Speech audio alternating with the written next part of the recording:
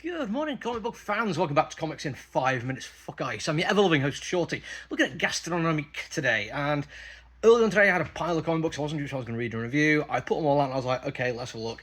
This one ended up on top of the pile. I opened it up and I was like, oh, it's this one. I read a little preview for this in, I think it was Hello Darkness. And I was like, oh, I remember wanting to check this out. I not made the connection. I don't know why. I must have read it and in a pile of other stuff, it got lost in the mix. But I was like, right, okay, this is the one I'm going to review. This is the one I've been looking forward to because it is genuinely one of the most beautiful comics I've seen in some time. And don't get me wrong, I can talk about like some technically wonderful comic books with a masterful understanding of form, both physical and within comic book writing. I can talk about 3-point perspectives and wonderful mixed colour palettes, but in terms of just beautiful, this is it. Helena Marcellis, I apologise if I mispronounced that name, I've only ever seen it written down, has absolutely knocked my little cotton socks off. It is, from start to finish, one of the best looking comic books I've seen all year, and that's saying something considering this is a horror book. And yes, all that emphasis was on purpose. This is a deeply dark, unsettling story. It takes place during the worst horrors of the French Revolution, and that is a perfect time and place to do this kind of horror book. And I know some of you might be thinking, I am almost certainly the kind of guy who has thrown a guillotine meme into conversations about getting rid of inherited power structures. Yes, I have.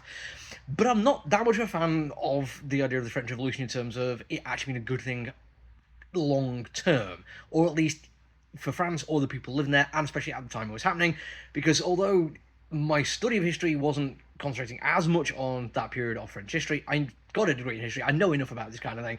It was genuinely horrible for a variety of reasons, including chaos in the streets, power vacuums, and the kind of people who want to do as much harm as possible, seeing that world and taking advantage of it. Which means, not only does it absolutely look amazing in terms of how you have costume options and setting options which give the artist so much room to move, but you've also got so many options in terms of how you're going to write your characters, because yes, we do have some wonderful monsters in this, and it is a time of monsters, but they're all very much, the normal kind of monsters you'd expect within that period of history. They have to go a little bit further, a little bit harder, a little bit darker for this one, and they really, really do.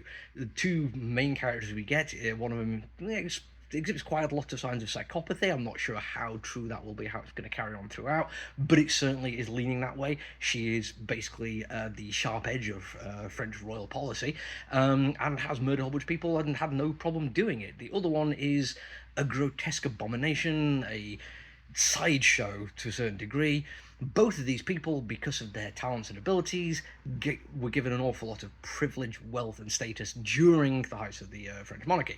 Now that's all gone away. They are now, for complex plot reasons not worth getting into because it'll be spoiler, they're going after each other in dramatically reduced settings, and I do like this. It means we do get to see the difference of the time periods. We got to see the debauchery and just gluttony, I suppose, of the French court, and now we're going to get to see debtors' prisons and all manner of horrible things happen to people who are no longer at the top.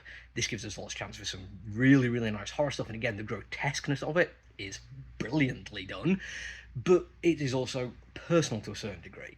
It is also a very queer comic book and a very horny comic book. Both of those two things I wasn't really expecting too much of based on the preview, but it now makes an awful lot of sense within the context of what's actually going on the page. I like both of these things because the hoardiness of it feeds into the gluttony and the rapacious appetites that feel very much in keeping with not only multiple story beats within this, but the time period we're talking about as well. Feels perfectly on beat for it. No arguments there at all.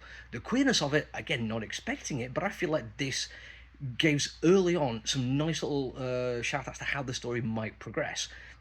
The character who is most explicitly queer that we see describes herself as a monster, but then we get a nice little rundown of the reasons why she thinks she's a monster, and at no point does it become self-hating in that regard. It is the literal acts of horror she's carried out, not because she's been convinced because she's different or not the way other people might expect her to be, that she is a monster because of that. I like that because an awful lot of people, historical revisionists especially, will go and say, oh yes, but back in the good old days, these people wouldn't exist and they'd be ostracized from society, just like they should be now, because they're all terrible pieces of shit. But doesn't go that route. It actually plays it off as it should be, which is like, yes, this thing did happen. It wasn't as uncommon as anyone would think. Yes, there might have been a little bit of secrecy for decorum's sake, but really, the higher up you go in society, the more you can get away with that. Seeing all that play out, brilliant. Cannot wait to see where it goes after this. Genuinely looking forward to it. That's going to be for now, though. Until I see you all again, look after yourself, everyone. Stay safe. Bye.